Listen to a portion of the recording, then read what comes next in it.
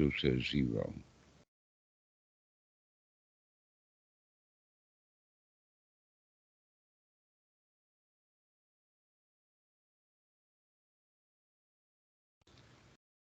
Does anybody else see the, oh, there it goes. Now it's starting. All right. So, welcome to the Friday evening Sangha call on Skype. Um, Anna has a question about that, and so I'll let her ask that question again. Go ahead, Anna. Okay, and on stage again.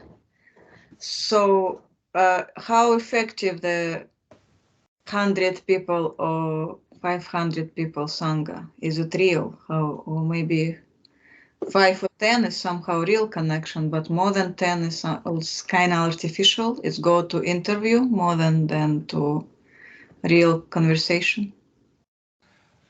Um, well, let's clarify the question a little bit. You're using the word sangha, which has one kind of way of looking, and then the other one would be a public Dhamma talk. And the public Dhamma talks are normally given at retreats, and that in a retreat setting, students are interested in learning the practice rather than being entertained. That in fact, you could say that your average church Sunday morning service that has a sermon in it, that sermon is partly for entertainment, and that uh, in Thailand there is also a lot of public talks, graduation ceremonies, and all kinds of things, and they generally will have a monk to give those kind of things, and so um, for entertainment value and for ceremonial value, they have these public talks that have might be some good advice, but people may or may not be getting anything out of them. It depends upon who the audience is. One example of that would be on Patty Mork. Late at night, Bhikkhu Buddhadasa would give a public talk starting at about 2 a.m., and he would finish at about 6 in the morning, at about sunrise. But almost all of the people who were there for that talk were really, really highly dedicated people in the Dhamma, mostly, in fact, monks. Almost all of them would be monks that would be there, or people who were living at the Wat and living uh, the lifestyle. So the situation that I hear you questioning would be the situation within a retreat setting where you have 100 people going and doing a retreat, and that it's kind of impolite to interrupt the public speaker with questions. And so people don't get their questions answered. In fact, sometimes they keep mulling the question over without getting an answer to it, and then they're not listening to much of anything else that's said. Once the question starts, we kind of keep stuck on that. And so there's a great deal of disadvantage for having too many people listening. For instance, here um, uh, on this Sangha call, it's almost always associated with answering people's questions as opposed to giving an actual Dhamma talk. Now, the funny thing is that they wind up being fairly lengthy Dhamma talks, but they're always in the answer to questions, and any time that someone wants to interrupt, keeping a small forum like this so that they can is the correct way to do it, because it's better to get the doubts cleared up easily right away. So, having a small group also has a different advantage than merely a one-on-one, that in fact, generally, we're going away from the public talk into a therapeutic session where you have either um, one-on-one with the client and the therapist, or you have a group therapy. Now, the setting that I was raised in was in a group therapy session. In fact, you could say that it was the psychology class, and that everybody that was in the class was also in group therapy while they were in the class. That it was experiential and didactic mixed together, which is somewhat what we're doing here. So go ahead, you've got a question.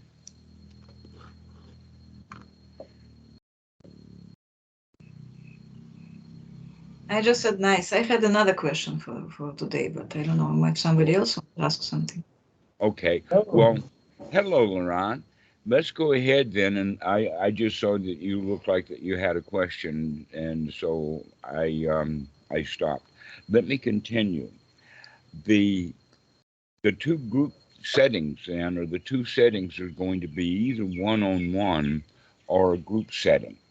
One of the major values of a small group is that when one person has their own personal issues and their own questions, and in addition to that, their own successes based upon those questions, everybody can share. That in fact that gave rise to the joke about how many psychologists does it take to change a light bulb. The answer is it takes all of them that you've got. One to actually change the light bulb, and everyone else to enjoy the experience. And so um, that's basically what we're doing here, which is a different format than a public talk or an interview, where the audience is expected to remain silent. And either you have an interviewer asking questions, or you have a client asking personal questions. And so um, the setting gives great value depending upon the situation. And if the speaker is wise, then he'll change his method so that if especially in a small group, he'll address individuals intentionally to get them involved. And so this is the format that we have here for these Sangha calls, and that from what I've heard, people have gotten great value. That one person asks a question, and then the next guy says, "Well, I'm really glad that you're asking that because it pertains to me too." Um, and so we can get better value out of the time for that way. So by looking at these various situations, you can recognize that each one of them has its own value. For instance, in a private setting, someone may want to talk about something personal that they wouldn't want to talk about in a small group. I have a lot of students call and do not want to call recorded for some reason or another, and so I don't record them if they request not to. Um, that would be actually unethical, but we generally explore the reasons as to why they don't want to call, and sometimes there's really good, legitimate reasons. One of them would be the profession that the person is in would require it to be difficult, a public place. An example would be the president of a university, or a dean, or a well-known college professor, or perhaps a psychologist or a psychotherapist, a kind of a famous psychiatrist. Um, in that regard, other people that know them outside of the Sangha group then they would they would fear repercussions, and so people like to have privacy. And in fact, there is a great deal of value in privacy. The Buddha makes a mention of that in fairly strong ways, in the sense that when we get started in practice, we need to do it alone. We need to do it in the sense of getting away from all of the other people and practicing. Um, Let us say it this way. I like to say it that we get away from the world and get into privacy and get into seclusion, only to realize that we brought the world with us anyway. And so then that's the world that we start to clean up, is that interior world that we have brought with us from the outside. And that often the stuff that's most important and endearing, long lasting, rough, etc., like that, is the things that we brought in from the outside when we were really little kids. That as we age, getting older, we all develop, um, let us say, a truth gauge or a bullshit meter, and that we can begin as adults to tell what is real and what is not real if we will use that adult part of the mind. What's going on here? Is this real or not? But when we were little kids, we didn't have any of that kind of discretion ability. That what we heard was real, and so we took it in, and we've been then living for our whole lives under a vast number of lies that we've been told by aunts, uncles, grandparents, parents, teachers, other kids, that in fact some of the most ridiculously stupid stuff that a child could learn, he's learned it from another kid. That you could see that in fact in any organization there is both a formal structure and an informal structure, and the formal structure has to do with the top down, the hierarchy, that the boss is on top and what he says goes. But in all organizations there is an informal structure, sometimes called the water cooler conversation, to where all of the people, regardless of what station in the company they have, they can still communicate directly with one another. And so, for instance, all of the janitors, while they're cleaning at night, they're talking to each other sometimes about the company, and all the company gossip gets spread this way. The same thing is true for every little child, that the formal structure would be the adults, but the informal structure is other kids. And we learn most of our crap from other kids. Why did we? It seems like that when we're children, we have a reverse bullshit meter, so that we only take the bullshit and leave the crap or leave the reality out. And somewhere along the line, we have to reverse that, so that we take in only the truth and see what's real. Now, the thing about it would seem illogical. Well, why would a child take in the lies and reject the truth? The answer to that is that it always has to do with what he likes, because what he likes and doesn't like is ignorant. We're all that way, that we like things that are not good for us. We like things that are lies because it sounds sweet, it sounds appealing. One of the most famous lies that have been told throughout all of time is that, oh, after death, you're going to heaven. You're going to be in a paradise if you do what we tell you to do now. That's a very, very universal lie that's been told. And so many, many people believe that. It's a very delicious lie. Wow, I'm going to be taken care of, because we don't believe that we're going to be taken care of in this life. And so we have to get it later. So there's a number of lies that go around in our society that are, let us say, um, easily spread, easily believed, easily taken in, because they sound so good. In other words, if this one particular thing would happen, then all of these other problems over here would be solved. Therefore, this must be true, because look how much good it would do if it were true. Let's make it true so that all that stuff will happen. Now, that's kind of magical thinking. and we all have it. But one thing that would be good for each one of us is to start looking at things, let us say, with that discerning eye of, is that real? Is it possible?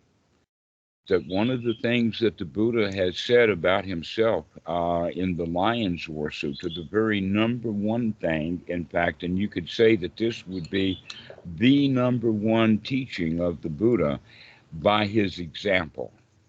And that is that whenever you hear about something, the question is it possible or is it impossible?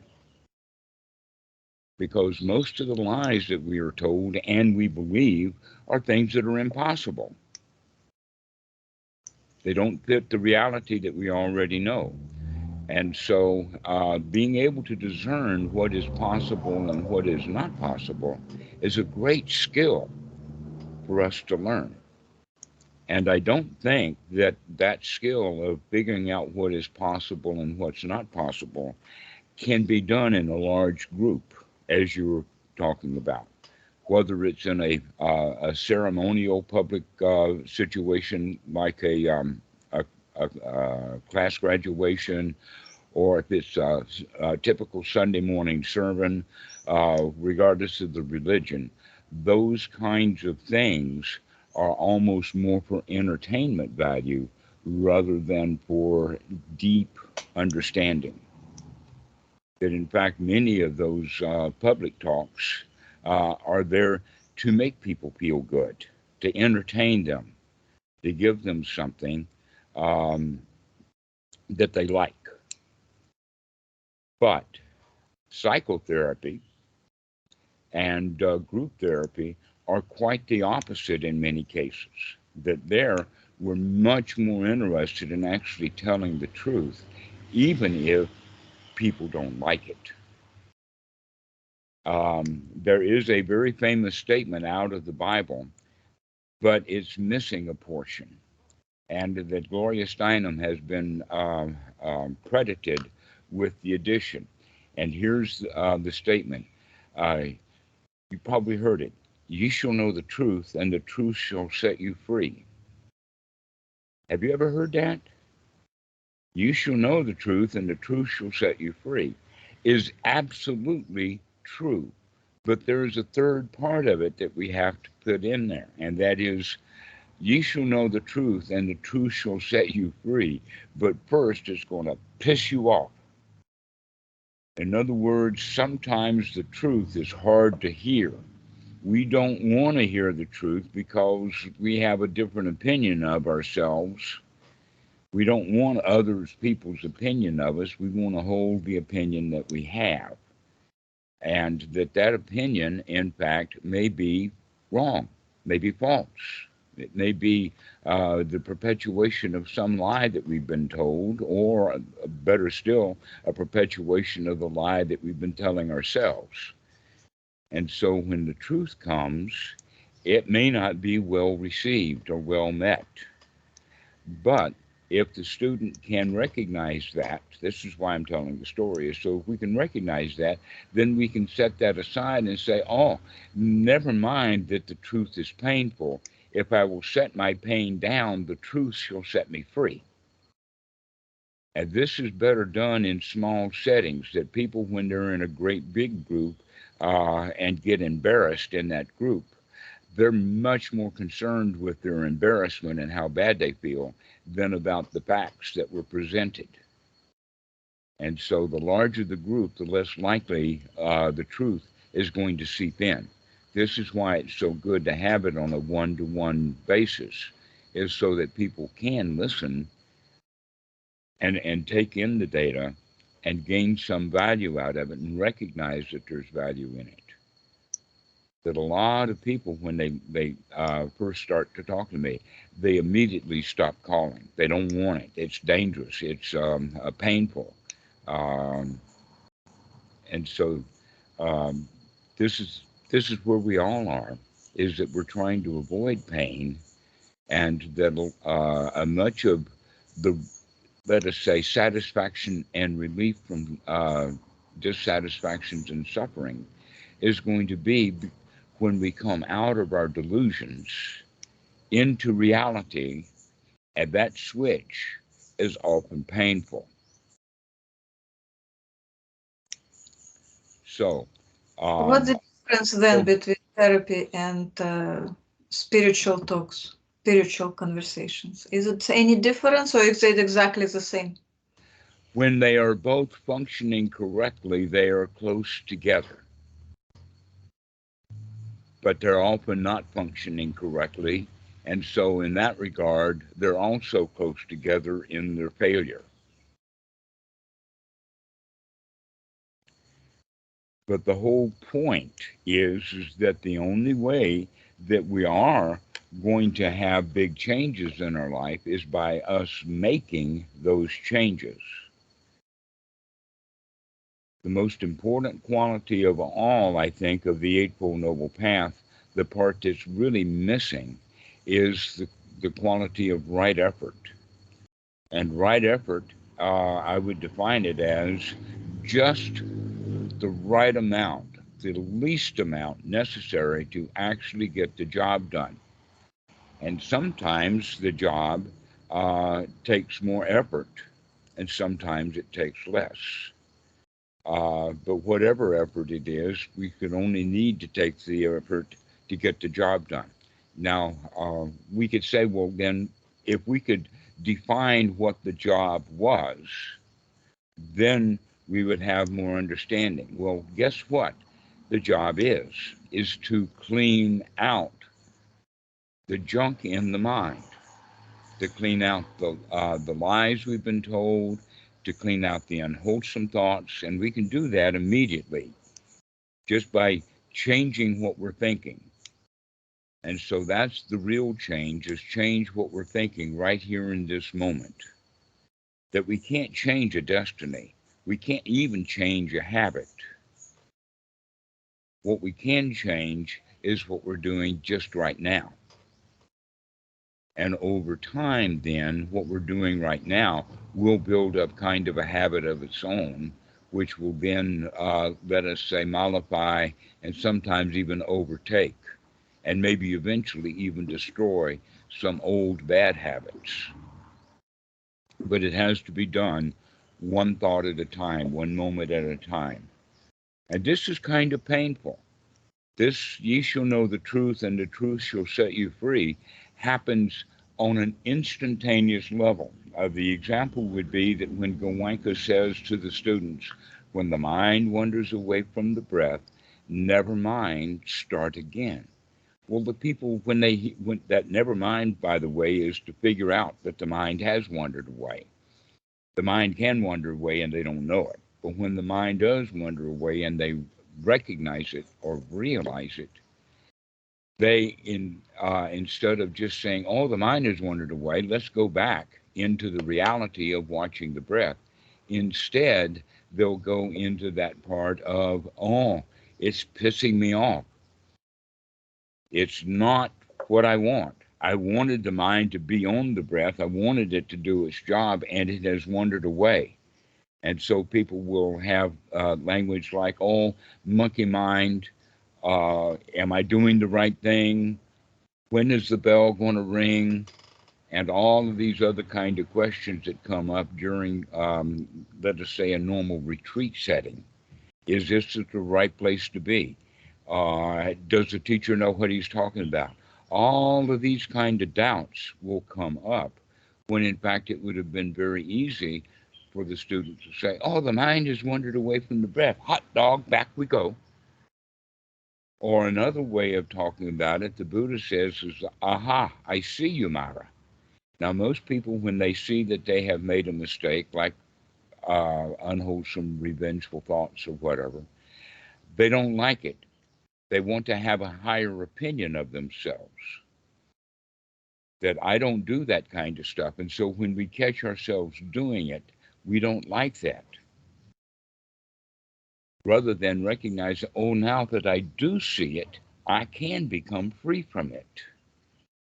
And so it's a slow change of attitude that the student goes through, from not liking themselves and trying to hide from all of their problems and all their foibles and whatnot and keeping them going because the self that I have doesn't match up to the self that I have as my standard.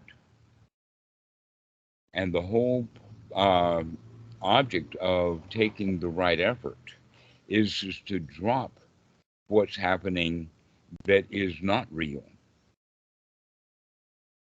and pick up what is real as soon as we have the opportunity to do that, rather than going through that first stage of being unhappy and dissatisfied because the lie that I've been telling myself doesn't match reality. Instead of that, seeing what reality is, we should be very pleased. Hot dog, I can see it now. Um, many examples.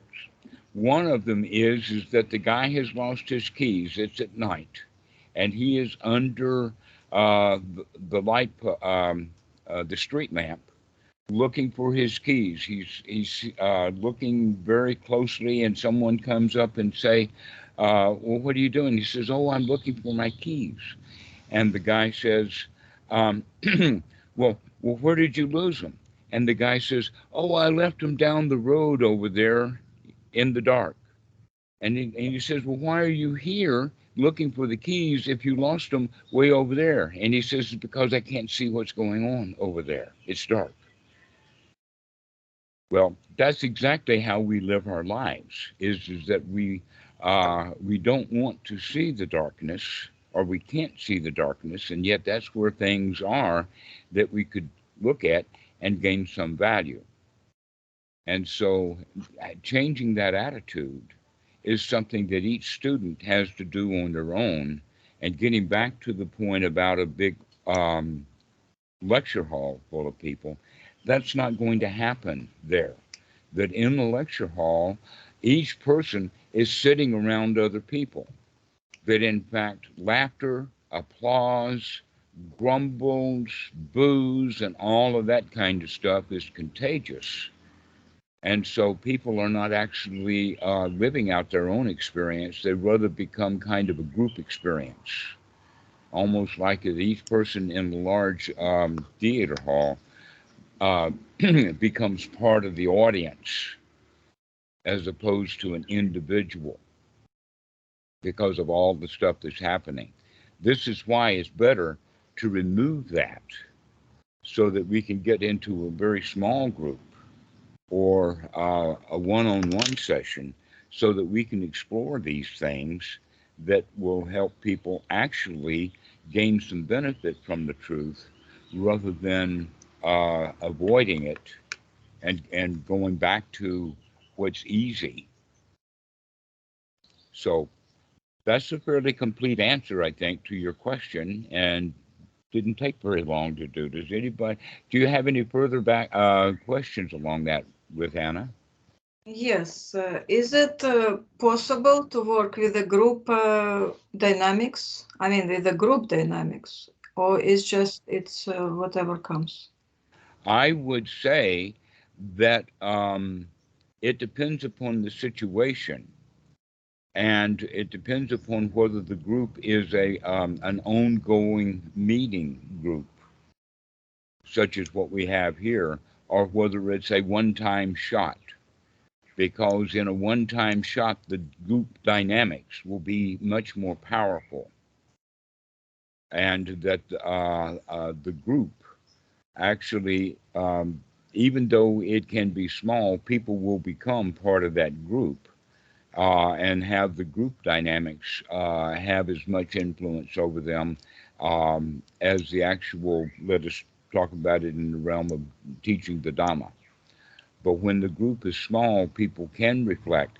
Not only that, but here's another thing about the actual other direction, and that is that the guy who's doing the speaking, when it's a large group, the speakers will kind of make the group a group in the sense that it's just one thing, and he's talking to that.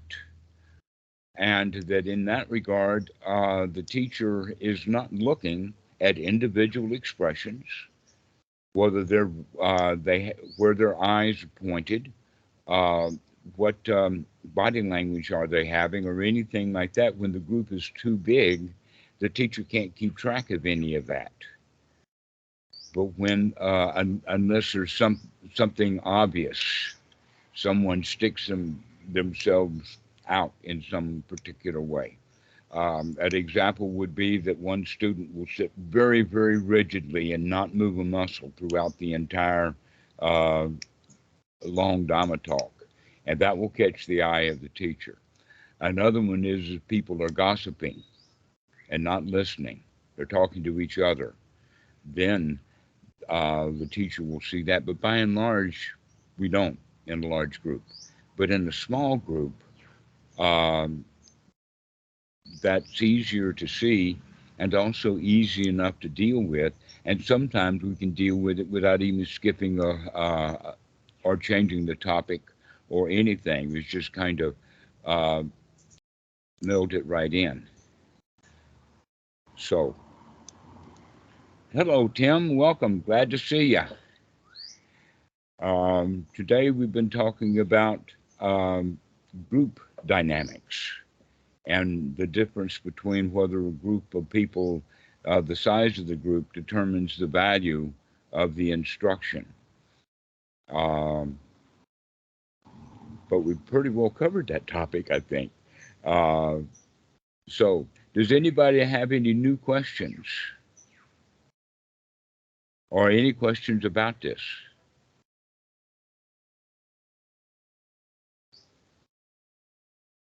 I'm thinking it's kind of remarkable that I was actually able to answer a question and still have time left over. I might have a question actually about teaching.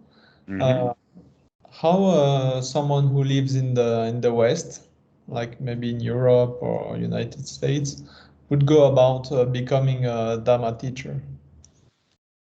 Well, there are various ways of doing that with various degrees of success.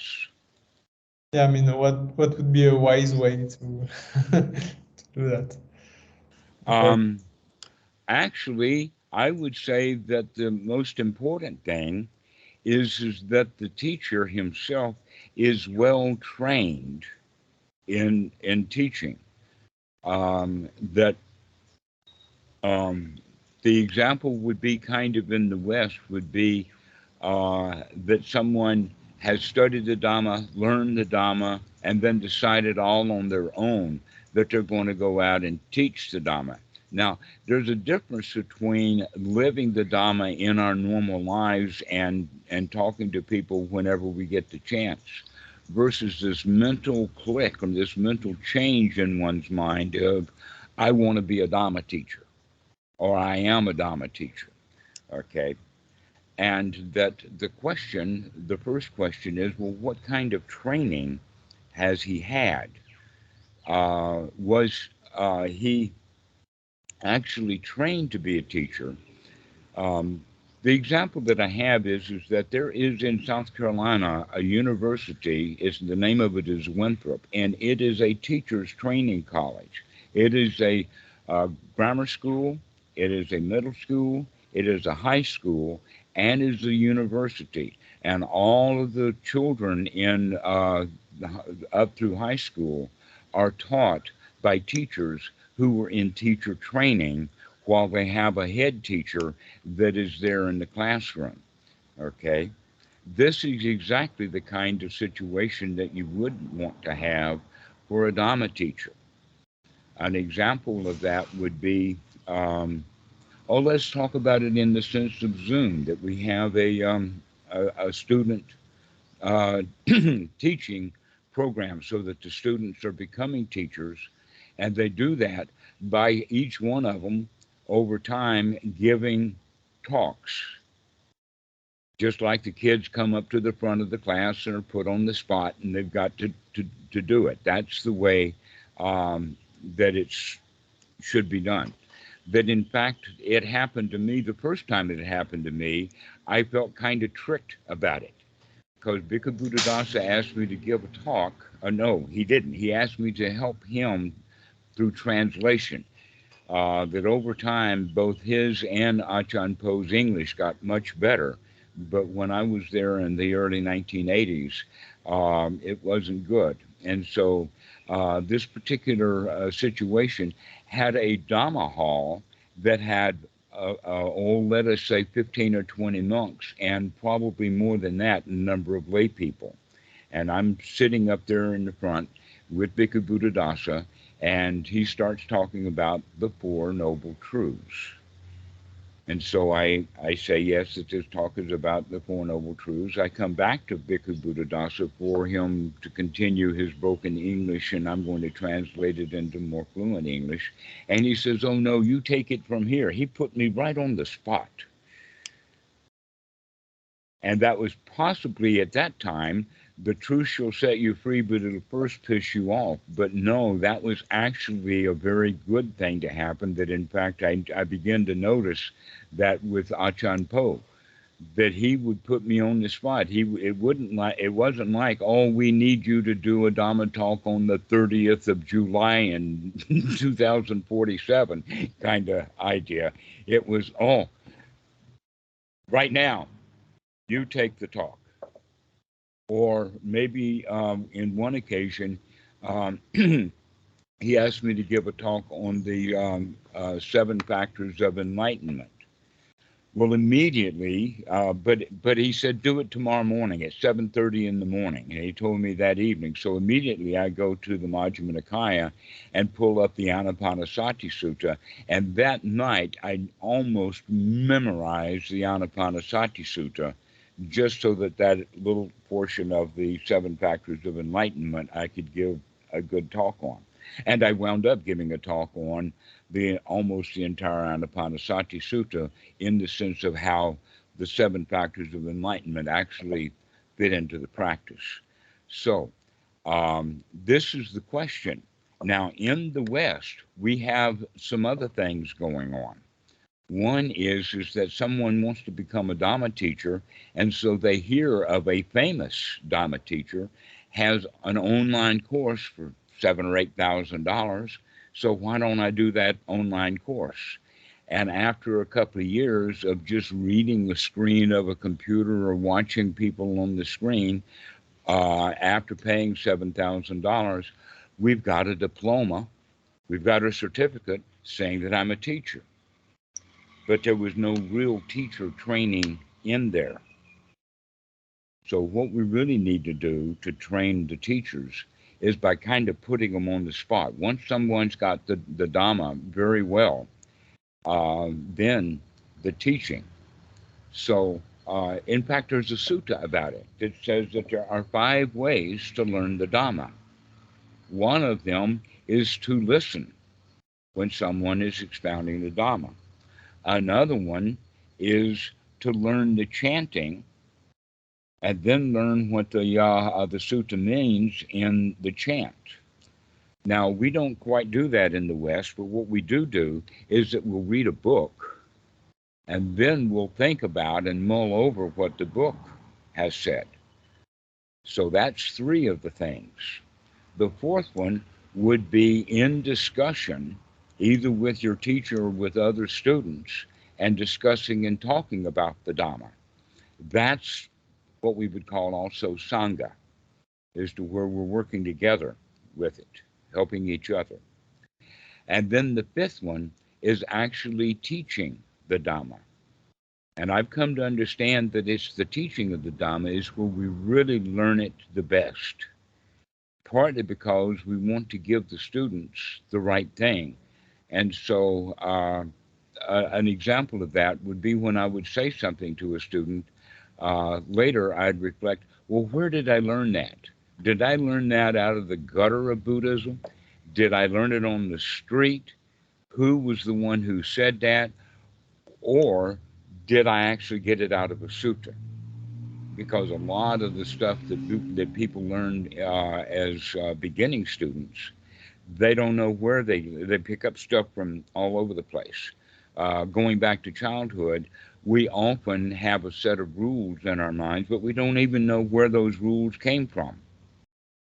We picked it up from kind of a variety of places. Okay, so in this position of teaching the Dhamma, one of the things that's quite valuable is for one to know that what he is teaching is correct because he has the reference to it in the sutta or in some other book of a trusted teacher, like Bhikkhu Buddhadasa or whatever. So this actually then congeals the knowledge.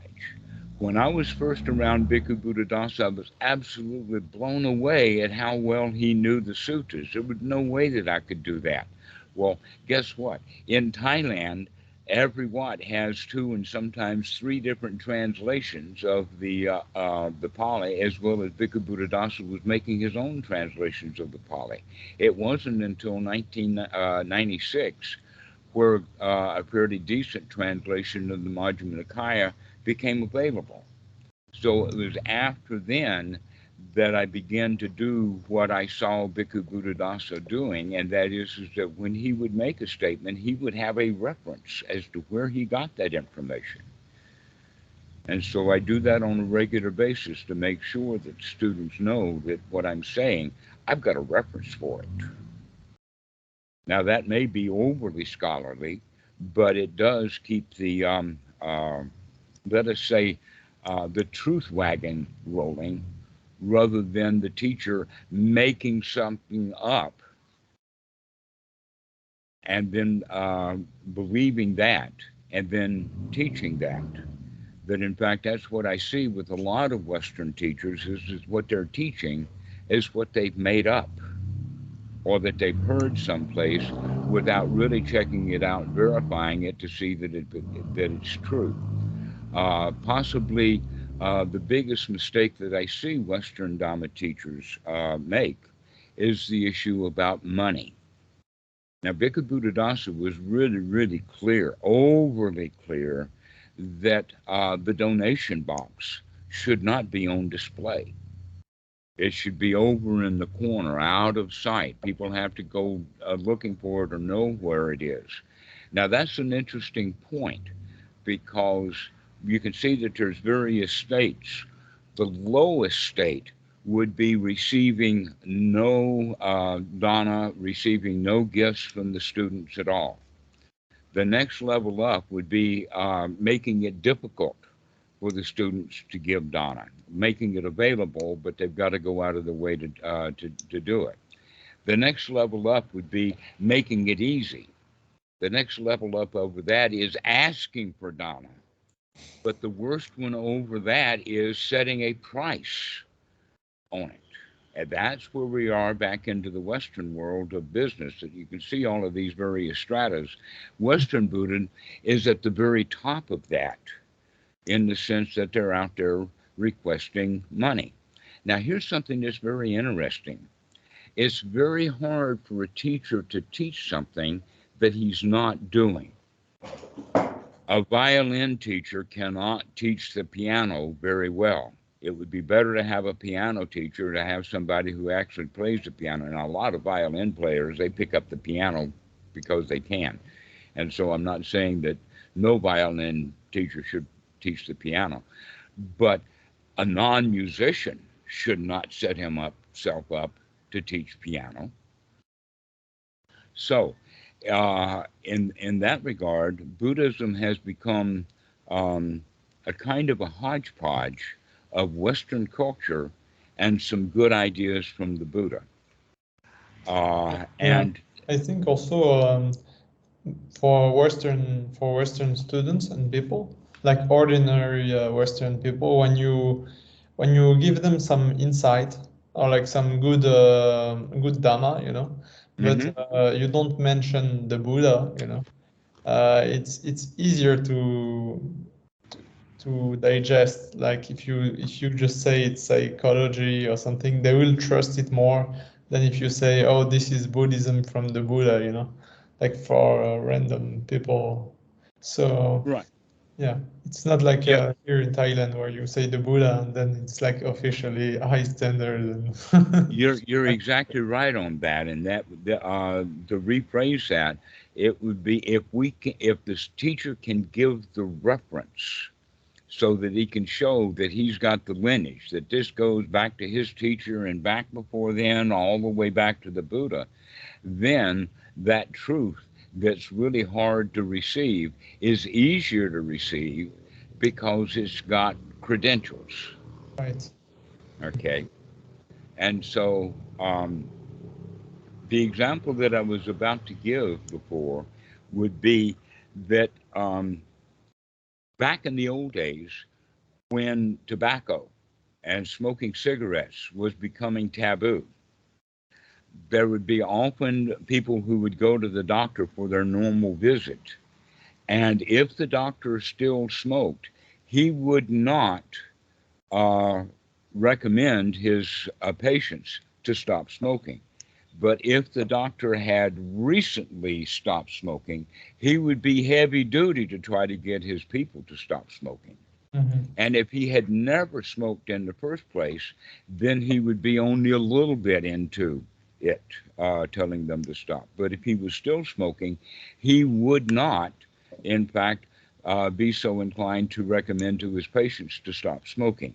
So, from that perspective, let's take it into the Dhamma and the issue of generosity. Friendship and generosity is what the Buddha really is teaching is all about. He says that the teaching of the Buddha is all about friendship, both on the inside and the outside, which means we learn to be generous with ourselves on the inside and then learn to be generous with the people around us, to be friendly and generous. But when the Buddhism that comes to the West is a business model, then it's going to keep that one up, one down relationship like it's set up in psychotherapy, so that the client will always be the client and the therapist will always be the therapist, or the guru will always be the guru. Now, one of the, let us say, duties to the Dhamma that a good old meditation teacher should do, his duty would be to not just teach the Dhamma, but to train some of his better students to teach so that they can teach well and the lineage will continue. This is exactly what Bhikkhu Buddhadasa was doing with me, was that he was continuing the lineage, that I'm still here teaching, even though Bhikkhu Buddhadasa has been dead for 30 years now. But if he had not put me through that ringer that one time, nor ever again, then I would be disinclined to be teaching. So, if we recognize it from that perspective, now let's go into the world of business and recognizing that it is very, very difficult to teach something like generosity to students when you're there taking their money and not giving them a chance to practice generosity. That in fact, when I don't receive any money from the students because it's just inconvenient and I've got enough, then in fact I'm generous with others. I'm kind of lucky. I'm wealthy, but I'm poor. There's a phrase for that. Yeah, independently poor. That's the way to say it. So, um, but I do recognize that I'm actually robbing the students of their opportunity to practice generosity. So this is where the Open Sangha Foundation is coming in, is to give people a chance to practice generosity without shoving it on them or throwing it down their throat or requiring that they pay money for it. That in fact, this is what we need to teach. Um, uh, Actually, a way of saying it, that even though Christianity is filled with stories and lies and systems that don't work, at least you don't have to pay admission to get into the church. They don't charge money. Okay. Well, why is Buddhism charging money like they were a theater or a public performance, something like that, when the Christians don't? In fact, even the Christianity is a step ahead of Western Buddhism simply because they still keep that old model of generosity. And so, what we need to do for our next generation of teachers is to support them financially, support them in their education and teaching so that they get that substantial time in of teaching the Dhamma, reflecting upon what they're saying, is it true or not, and then getting their teaching style together, all while they're still under the wing of a master teacher. And then send them out because they know that they're well trained, rather than claiming that somebody's a teacher because they've done an online course and paid the fee and gotten their certificate. That doesn't make a teacher a teacher. And that not only that, but if their teacher is money grubbing, which he is because he charged so much money for this course, then that leaves the student with, oh, well, that's the only way I can be a Dhamma teacher is by doing it the way that I was taught through observation, which means I've got to go out and charge money for the Dhamma. To where, in fact, in Buddhism, in the West, that the Asian people that have come over because of the Vietnam War, there are literally millions and millions of Asians, probably maybe 10, 15 million Asians in the United States now. Um, and they were brought in under the umbrella of the way that the government worked. You had to have an organization. And so a lot of churches sponsored a whole lot of Asians coming in during the 1980s. But by the 1990s and the 2000s, the Asians were willing to bring back their Buddhism, bring back their culture, and invite a large number of Asian monks to come be housed in the temples in the United States and all over. Then, in fact, Canada, Mexico, Brazil, and almost every country in Europe has the availability of the Asian Wats that don't have this issue of money the way that the Western Buddhism has done. And so, what we need to do then to help get these teachers trained is to get them into these Wats so that they can be around monks who have been dedicated to the Dhamma for 20 years. And yet, the standard operation that they do in the United States is go to Barnes and Noble to get their Dhamma, go to the bookstore, go to a retreat, an expensive retreat that's being taught by one of those guys who has never ordained, doesn't know anything about the Sangha. He's paid for an online course, gotten her certificate as a Dhamma teacher, and now he's out running retreats, perpetuating this way of doing things. And this is the destiny of Western Buddhism, unless a big change can be made by bringing the Asian component in, so that instead of this guy paying $7,000 to get his teacher certificate, he moves into a Wat and lives there free of charge. Mhm. So that's the better way of doing it. And that there's going to be more Dhamma available more often than doing things on a, let us say the retreats are intense, but they're infrequent. And also once a week meditation classes, etc., like that, is all that people have in the West. It's kind of a very much a part-time situation, to where within Asia, it's kind of whole hog. Here's the Wat, move in. Here's the Dhamma, let's do it, kind of mentality.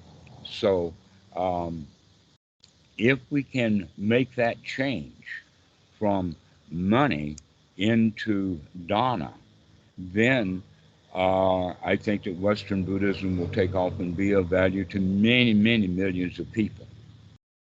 But the way that it's headed now is just another business. and that just another business will be something like a sport or a particular field of entertainment or just another church, just another religion that people find dissatisfaction in. That it would be good if we could find a way of teaching Western Buddhism so that vast numbers of people got it. And you can hear that there are various ways of doing this, that we have to train the teachers in a certain way so that they can be of value to their students. You could go so far even to say it's like this, that you got to eat. And the answer to that is yes, go eat. And when you are full and you no longer need to eat, now it's time to teach the Dhamma. Now, you can do that in an hour span, but a better way of looking at it is over many weeks or many months. You've got your food taken care of. You don't have to worry about eating. Now you have your Dhamma friends to help. Mhm. And so that's the reason for taking the money out of it, is because as long as there's money, there's pressure. There's pressure on it, more money, more students. And because of that, the teachers don't want to share their students. To where in Thailand, the teachers share the students. They expect the students to move around to get a different perspective. Especially the story of Achan Santikaro, they sent him to Wat Chula Patan to be trained and ordained, to where they kept me at Wat Soan Mok. This happened at approximately the same time period. But it depends upon the individual needs of the student, and that having other training from other teachers. That's a really big old boys network, by the way, that all of the abbots of all of the Wats, they know each other. And that they will recommend, oh, this monk, he goes over there, and this monk, he goes over there, so that they can get that various education, all from very senior monks. To where in the United States, in the West, oh, you've come to our center, oh, you've got to stay at our center, oh, don't go someplace else, we'll lose you. We need you here in order to pay the rent. And so that mentality will prevent Buddhism from actually doing the beneficial work that it could do if it were cleaner. So this goes back actually to Anna's question about how the Dhamma is taught. Is that people often would rather it be done in large groups so that they can make more money out of it. In fact, and the large groups, the individuals don't get real benefit out of it. The example would be the retreats, that before the retreat, the student has no relationship to the teacher. He pays for the read, he attends the retreat, and now the teacher can only give him maybe 5, 10, 15 minutes a day, and maybe not even every day because he's got so many students. And then at the end of the retreat's over, the business deal is done, you got what you paid for, off you go. To where within the Thai model or the Asian model, it would be come, get yourself settled in, figure out all of what's going on, then do the retreat. And while you're in the retreat, everything is going very well for you. You're well cared for, well looked after. And after the retreat's over, you're still there. And so the the training is much better when we take the money out of it. That always money has a time limit to the end. An example would be that let us say a company does websites, and that they charge money for that website, but after the website is finished and the money is paid, the guy's involvement with that website, the guy who wrote the website, he's gone. He's not part of it anymore. We have to go back and pay him more money to get him to do more on the website. That's just the way business is. Except that in the situation that we have now, there are more students who need more help from more teachers than we have teachers to go around. And yet so many of those people have come very far into the Dhamma to the point that they want to be teachers, but there's nothing available for them. They don't even know that they could just go move into the local temple and that's where they'll get all the education they need. Instead, they're out there scrounging around the internet looking for something in English language, looking for some book, looking for some course, looking for something that they can pay for so that they can continue with the Dhamma. To where, in fact, it's really easy. In fact, Laurent is now in Thailand. He knows exactly what I'm talking about. That Yeah, here it's very easy to find a place to stay. Like if you're interested in the Dhamma and all you care about is the Dhamma, then yeah, it's a paradise. right, and there that will happen to people as they grow in the West in the Dhamma. Their thirst for the Dhamma will outpace their ability to pay for the Dhamma when it's in a business way. But if instead we had it all free of charge, then the Asian community would help. The example would be is that once somebody moves into the Wat, we can begin to have weekend retreats there, and the Asian people will bring it. They always bring too much food on Sunday, so now they'll probably bring too much food on Saturday so that the retreat people will have enough to eat. And we can have a retreat of 10 or 15 people for the weekend, and that would be absolutely no sweat for most of the Wats in the United States because they've got the facilities, they've got the food, they've got the situation set up. What they don't have is the Westerners because the Westerners are too busy doing it in the Western way rather than learning from the Asians. So basically what we can say is that when Buddhism came to the West, it came on one leg. And that one leg was actually badly done. And that one leg is Dhamma. We've had all kinds of Dhamma books. We've had translations. We've had everything. And that the translations are not very good. That in fact, I used to a lot, but on sometimes now, I'll get with a friend who knows the Thai language well enough that he can go into the suttas in the Thai to give me the Thai version of what's in that sutta because the English language version makes no sense. So that's the first thing. But in Asia, the Buddhism was spread in groups of monks, those who lived the Dhamma, not just in a book, but they came with it. And not only that, but they brought their Sangha with them, a small group of monks. So when they brought Buddhism from the monkhood, they brought the Buddha, the Dhamma, and the Sangha, to where in Western Buddhism, it's all about the Dhamma and highly competitive about who's the Buddha.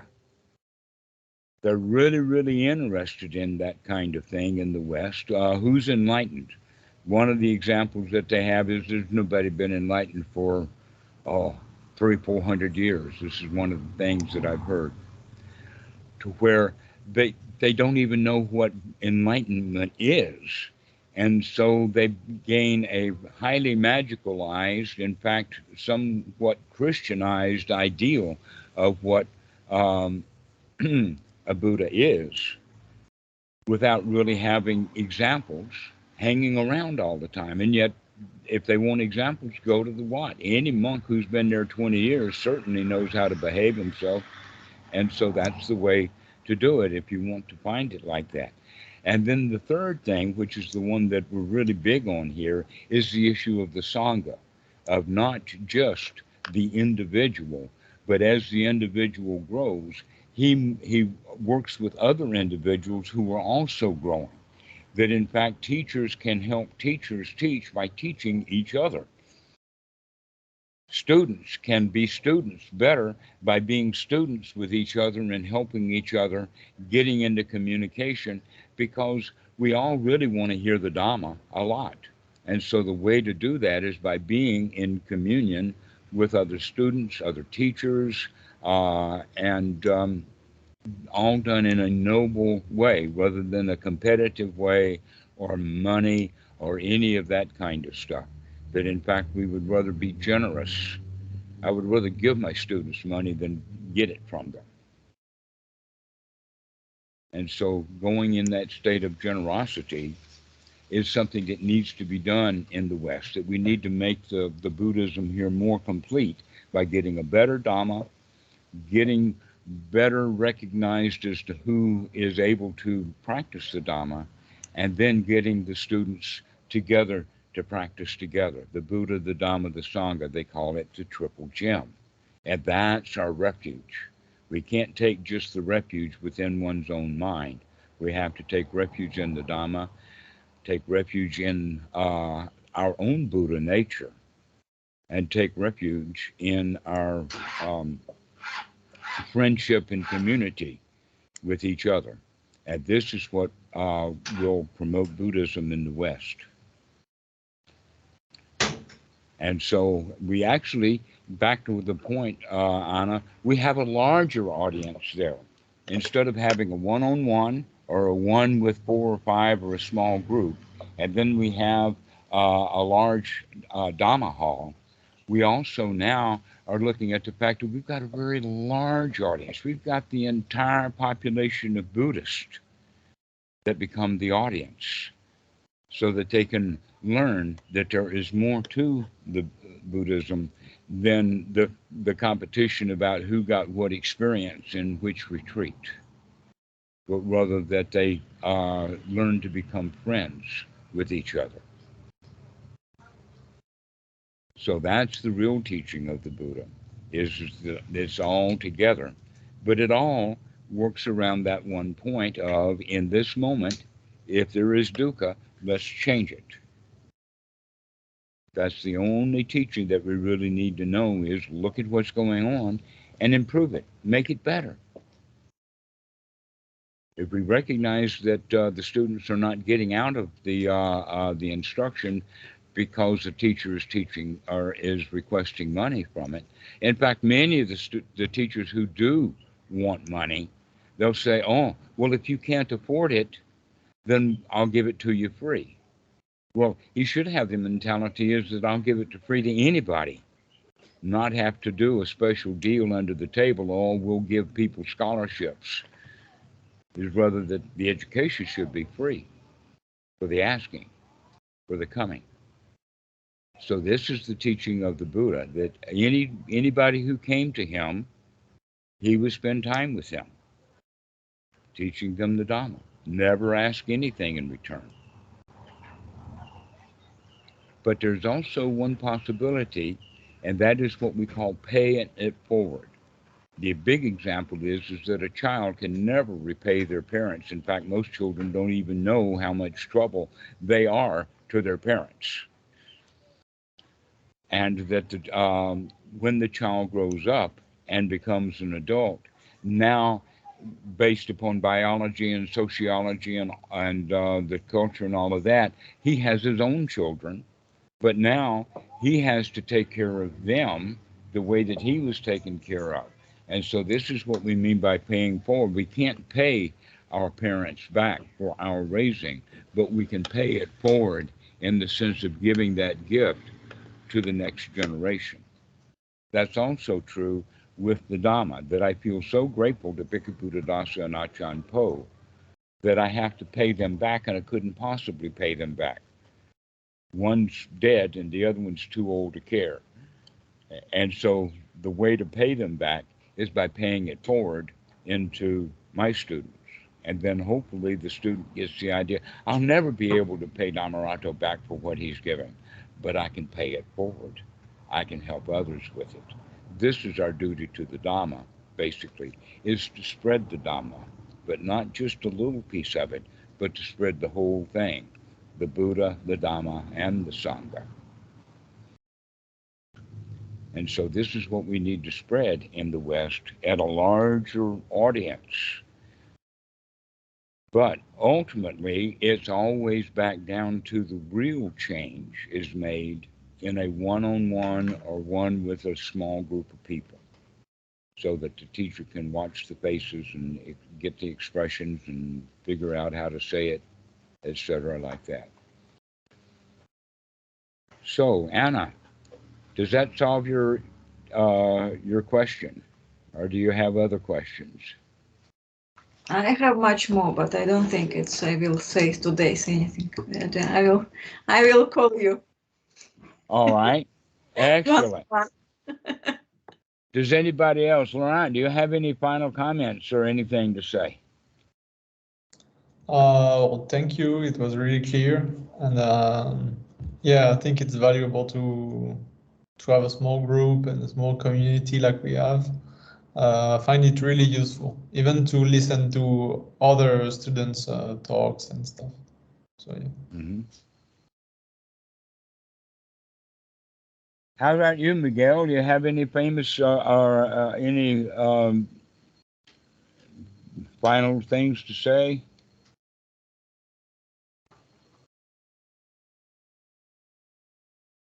Well, how about you, Keyshawn? Are you there?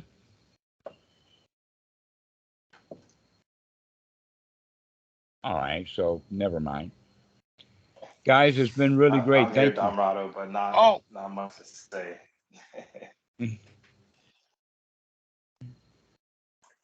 I didn't catch that. Go ahead. Happy Friday. I said not much to say except Happy Friday, everyone. Oh, yes. What a nice day today is. Yeah. All right. Well, thank you all so much. I appreciate it. I will see you again soon. I really like my friends. Thank you to come. And we'll see you again soon. Keyshawn, give me a call when you have a chance. Yep, will do. Thanks, everyone. Mm-hmm. Bye-bye.